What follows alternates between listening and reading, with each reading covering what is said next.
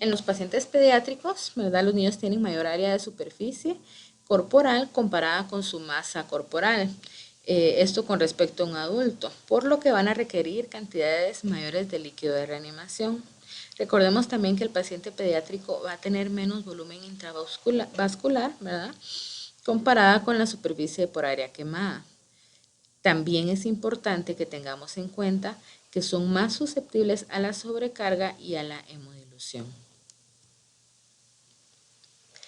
Entonces, nosotros debemos de establecer una vía intravenosa periférica de grueso calibre, ¿verdad? Lo ideal es que sea a través de una piel que no esté quemada, pero cuando nosotros tenemos quemaduras extensas, ¿verdad? Es poco probable que podamos encontrar algún lugar, ¿verdad? Para canalizar. En esas áreas se puede hacer la excepción y se puede poner la vía intravenosa a través de una piel quemada. No es lo ideal, pero puede ser una opción.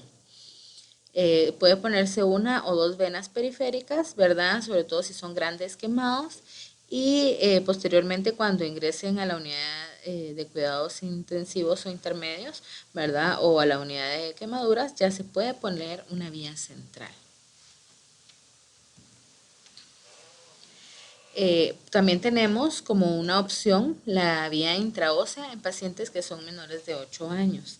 Lo más importante es que nosotros consigamos una vía, a un inicio no debe ser una urgencia colocar la vía central, sino que podemos utilizar esta opción en pacientes menores de 8 años. Entonces, como habíamos explicado anteriormente, los líquidos de reanimación deben de ser cristaloides isotónicos, ¿verdad? Los coloides no se aconseja utilizarlos en el periodo donde tenemos la permeabilidad capilar aumentada, porque esto nos puede aumentar el edema. Entonces, las primeras 24 horas, cristaloides isotónicos. Para realizar la reanimación, pues ustedes pueden buscar en la bibliografía que hay muchas fórmulas para poder realizar un cálculo, que eso es lo que hacemos nosotros, ¿verdad?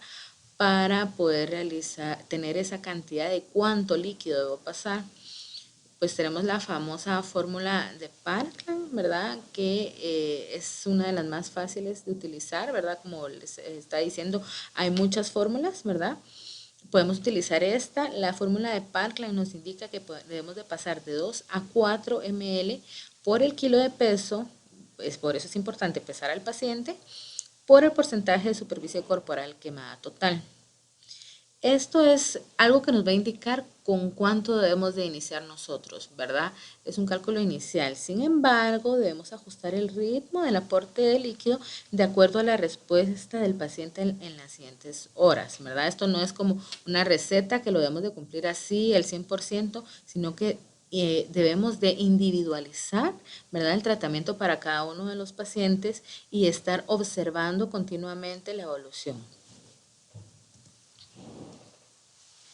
Entonces, debemos de iniciar la reanimación usando los siguientes cálculos para las necesidades de líquidos arriba del 15% de superficie corporal quemada en infantes y en niños pequeños. Recordemos que en adultos no a todos los pacientes iniciamos la reanimación hídrica, sino que en adultos en pacientes que tienen arriba del 20% de superficie corporal quemada y en pacientes infantes y niños pequeños arriba del 15% de la superficie corporal quemada.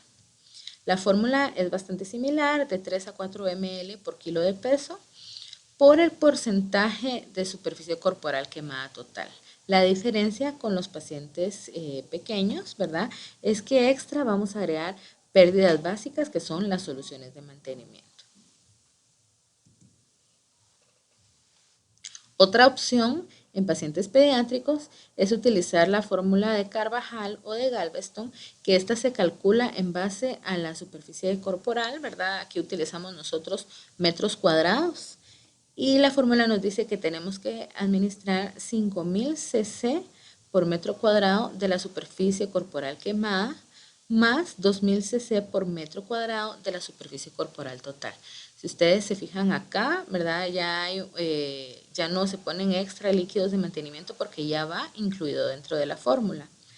¿Cómo debemos de sacar nosotros la superficie corporal total? Pues acá tenemos las fórmulas, si es para un niño menor de 10 kilos, ¿verdad? Que son aproximadamente los pacientitos que son menores de un año.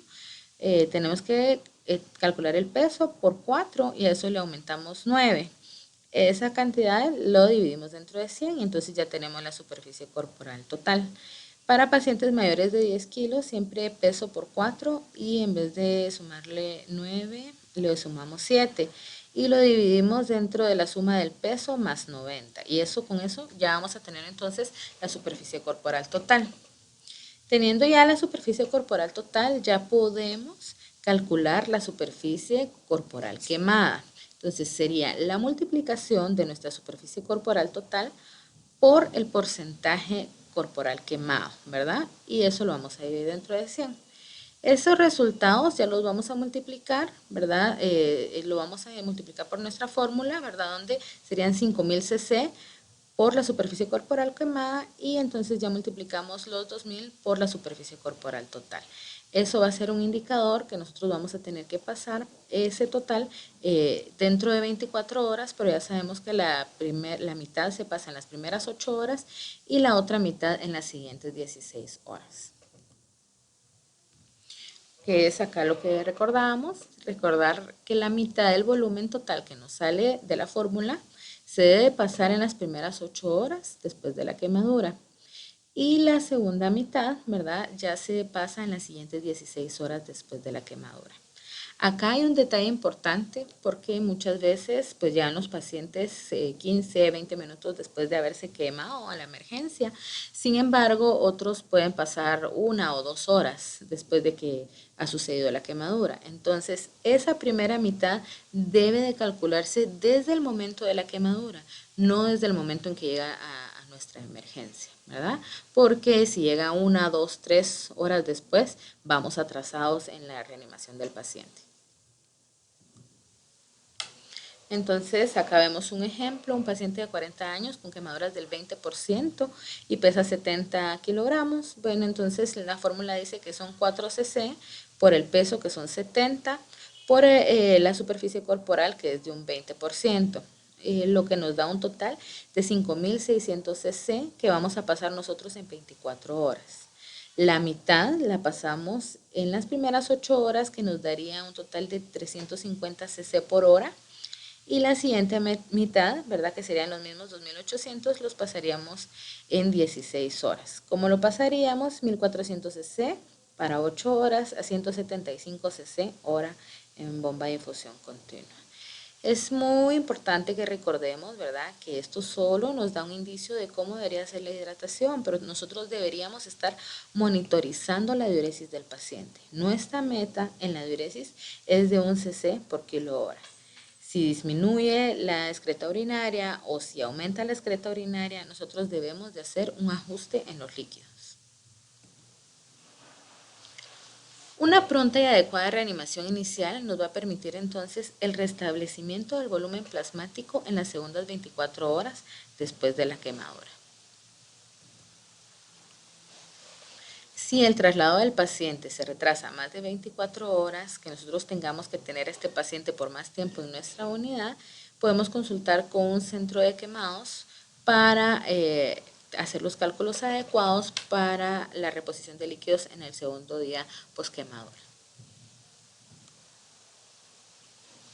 Con los pacientes pediátricos, recordemos de que van a necesitar relativamente cantidades mayores de líquido de reanimación porque ellos tienen menos volumen intravascular comparado con la superficie corporal quemada. Ellos van a ser también más susceptibles a la sobrecarga de líquidos y también a la hemodilución. Debemos de estar un poco más pendientes con lo que son los pacientes pediátricos. Es muy importante que no dejemos de lado que los pacientes pediátricos van a tener reservas limitadas de glucógeno y las pocas reservas que tengan, ¿verdad?, se van a agotar rápidamente por la elevación temprana de esteroides endógenos y por la elevación de las catecolaminas. Entonces nosotros también tenemos que estar vigilando los niveles de glucosa del paciente porque este tipo de paciente tiene más riesgo a que haga hipoglicemia.